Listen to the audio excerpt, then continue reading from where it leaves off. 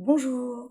Alors aujourd'hui, je viens vous parler sur la chaîne secondaire parce que je ne vais pas parler JV.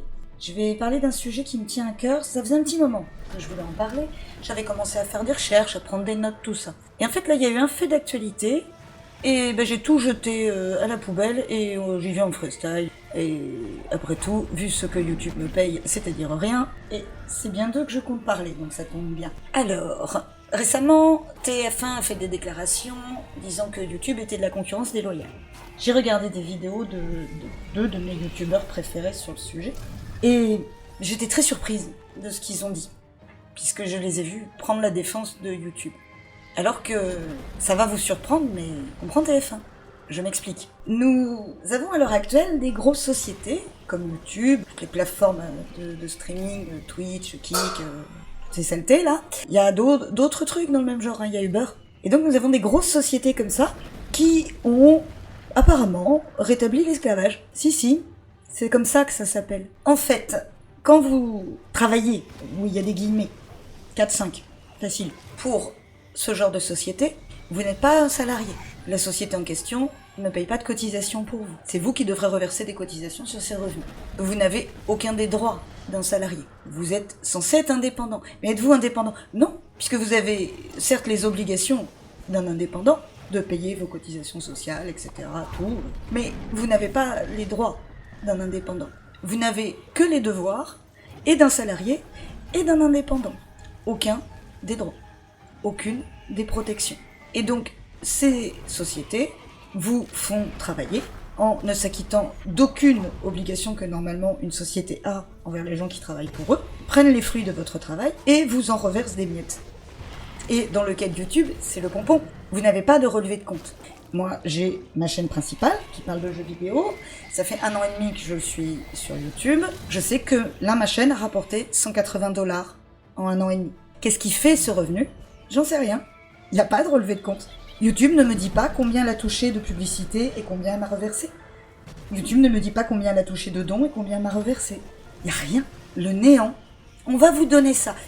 C'est un pourboire. C'est comme ça que ça s'appelle. Si YouTube fonctionnait comme une société normale, soit je suis salarié de YouTube, c'est-à-dire que YouTube me rétribue les heures que je passe à travailler, à faire mes vidéos. Elle paye des cotisations sociales pour son salarié qui lui fait des vidéos, et elle ne peut pas le virer comme elle veut. Elle doit respecter le droit du travail. Ça devrait se passer comme ça si on était salarié. Si on est vraiment indépendant, on produit des vidéos, et YouTube nous les achète. Et là, ils font ce qu'ils veulent avec les revenus publicitaires. Voilà. Ou sinon, YouTube n'est qu'un système d'hébergement, comme ils le disent. Mais dans ce cas-là, on paye pour l'hébergement de nos vidéos, et c'est nous qui touchons tous les revenus de pub. Et les dons. Mais oui, parce que tous les dons que vous faites sur YouTube aux youtubeurs, et c'est génial, c'est adorable le soutien que vous apportez. YouTube en prend bien plus que la moitié. Parce que même s'il me file pas le relevé de compte, je sais compter. Je sais combien j'ai touché de dons sur ma chaîne. Les différents dons, je les vois passer. Donc, quand ils s'affichent sur la chaîne, pas sur mes comptes, j'en ai pas. Il n'y a pas de compte YouTube. Mais par contre, je vois. Quand sur une vidéo, j'ai des revenus publicitaires, et c'était mon anniversaire, j'avais un don de $75, un de 10 et un de 20, et qu'au final, YouTube me donne généreusement 40 €, dollars, pardon, ça m'énerve ces dollars. YouTube m'a... Je vous laisse finir ce mot selon votre sensibilité. Voilà. Mais en tout cas, j'étais pas consentante. Voyez-vous, où est le problème? Et le vrai problème, c'est pourquoi le législateur ne met pas son nez dans toutes ces sociétés? Parce que les sociétés à la Uber, c'est pareil, hein. Oui, ils sont bien gentils, YouTube. Ah non, mais vous êtes indépendant et nous, on héberge vos vidéos. Non, parce que si vous hébergez juste... pourquoi quand on dit certains mots, nos chaînes peuvent sauter? Parce que moi, Dieu merci, je ne vis pas de YouTube parce que sinon j'aurais très très faim et je serais à la rue. Mais il y a des gens qui vivent de YouTube. C'est leur seul et unique revenu. Ils peuvent, un matin, ouvrir YouTube et ils n'ont plus de chaîne. Et ils n'ont pas de recours. Aucun chef d'entreprise ne peut arriver un matin et son entreprise a disparu parce qu'il a dit un mot qu'il fallait pas. Ça n'existe pas. YouTube se donne des droits qu'il ne devrait pas avoir. On devrait avoir un vrai statut clair. Il devrait y avoir un contrat entre le créateur et YouTube. Soit un contrat de salarié, soit un contrat de partenariat entre un indépendant et la société qui est YouTube, soit un contrat d'hébergement. Mais là, il n'y a rien. YouTube a tous les droits. Vous n'en avez aucun. Ils se font du pognon. D'ailleurs, petit exemple. Les premières vidéos que j'ai fait sur ma chaîne ont cartonné. Sur ma chaîne principale. Je n'étais pas monétisée. Pourquoi il y avait des vidéos de pub dessus? YouTube a mis des pubs sur mes vidéos, alors que je ne touchais pas d'argent. Oui, YouTube gagne de l'argent sur les vidéos qui ne sont pas monétisées. Quand une vidéo n'est pas monétisée, ça veut dire qu'il ne reverse pas d'argent. Pas qu'il n'en gagne pas. Alors vous allez me dire, mais Jeanne, ta petite chaîne, toutes les vues cumulées, c'est rien pour YouTube. Bien sûr, c'est rien pour YouTube. Mais multiplié par le nombre de petits créateurs qui touchent pas un rond comme moi, c'est monstrueux pour YouTube. Et oui, je comprends que les chaînes de télé le prennent mal, parce qu'une chaîne de télé comme TF1, c'est une chaîne privée. Elle n'a pas de subvention. C'est pas France Télévisions. Et eux, soit ils ont des salariés qu'ils payent, qu'ils déclarent, lesquels ils appliquent le droit, soit c'est des indépendants qui ils achètent leur production. Alors bien sûr, la production n'est pas la même qu'une petite vidéo YouTube, mais le principe est le même. YouTube triche totalement. Et YouTube a rétabli l'esclavage. J'étais surprise des réactions des youtubeurs à cette attaque de TF1 parce que vous défendez le système qui nous exploite, puisque j'en fais partie.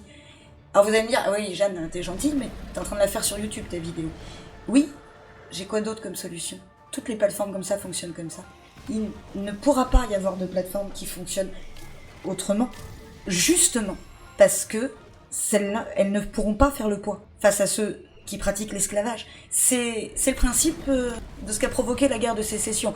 Oui, les États du Nord n'ont pas décidé par bonté d'âme de vouloir attaquer les États du Sud pour abolir l'esclavage. Non, non. Ils constataient que les États du Sud ayant accès à des esclaves, ça leur coûtait beaucoup, beaucoup moins cher qu'eux qui avaient des salariés et qu'ils considéraient ça comme de la concurrence déloyale. D'où la guerre de sécession.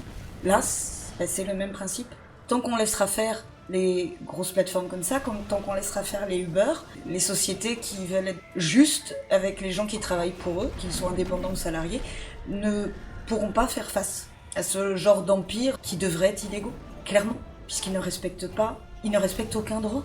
Et ce qui m'inquiète profondément, c'est que c'est quelque chose qui se répand. Regardez, moi, vous le savez, je suis coincée dans un fauteuil roulant, donc vous imaginez bien, je fais énormément par correspondance et par livraison, hein, pour des raisons pratiques évidentes. Eh bien, Carrefour est trop loin de chez moi pour que j'ai droit à la livraison. Donc, je prends des drives et je m'arrange, j'ai mon auxiliaire de vie ou des amis ou mes parents qui passent me prendre mes courses, me les ramener. Et d'un coup, je vois que Carrefour me propose la livraison. Je me dis pourquoi pas. Et je me rends compte, c'est pas eux qui payent un livreur. Ils acceptent la livraison, choisissent son créneau. Ce sont des particuliers qui font le trajet, qui peuvent vous poser vos courses. Donc ils doivent toucher quelques centimes. Ça doit être, enfin, je ne sais pas les tarifs, mais ça doit être dérisoire. Carrefour prétend faire une livraison comme s'ils avaient des livreurs salariés, et non, même système. Là où ça devient sympa, c'est que s'ils trouvent personne de disponible, vous n'avez pas vos courses. Ah bah c'est pas grave, on vous les amènera demain. Non mais c'est magique. Hein. Et tout fait comme ça. À chaque fois que vous acceptez qu'on vous pose vos courses en point relais, vous payez le même prix de livraison. C'est-à-dire que vous payez une livraison pour ensuite prendre votre voiture et aller la chercher. Vous avez donc payé 2 fois. Vous avez payé en argent un livreur et vous avez payé de votre temps et de votre essence pour aller chercher le colis. GG Wellplay.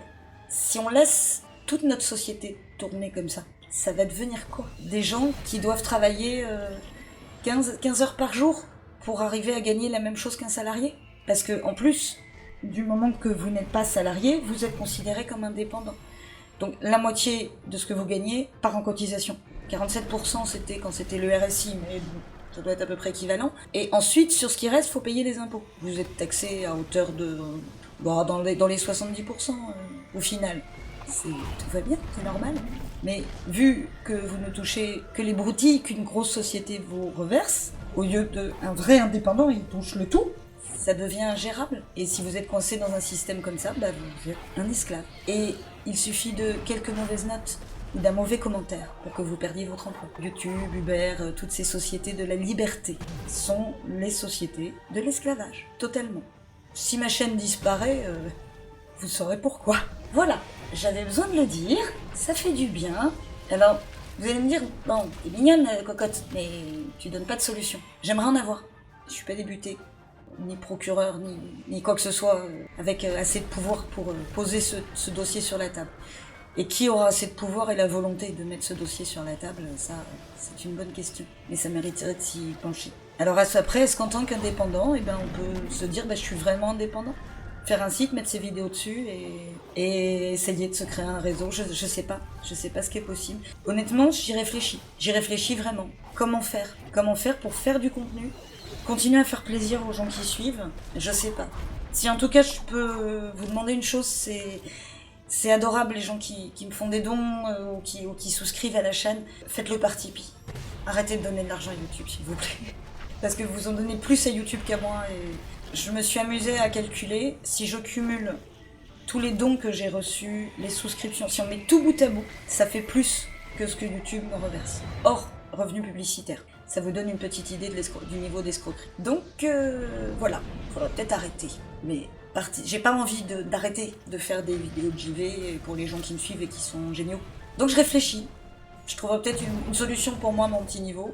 Des grosses solutions à gros niveau. Je suis pas présidente de la République, à mon grand regret, hein, mais j'espère qu'il va y avoir un sursaut, un réveil, et j'espère que les gens qui bossent pour des systèmes comme ça vont ouvrir les yeux. Que vous n'avez pas d'autre choix, il y a que ça. D'accord, mais dites pas que c'est formidable. Dites pas que vous aimez ramasser le coton pour être gentil avec le gars qui vous met des coups de fouet. Ça suffit, ça. Voilà. Bonne journée à tous.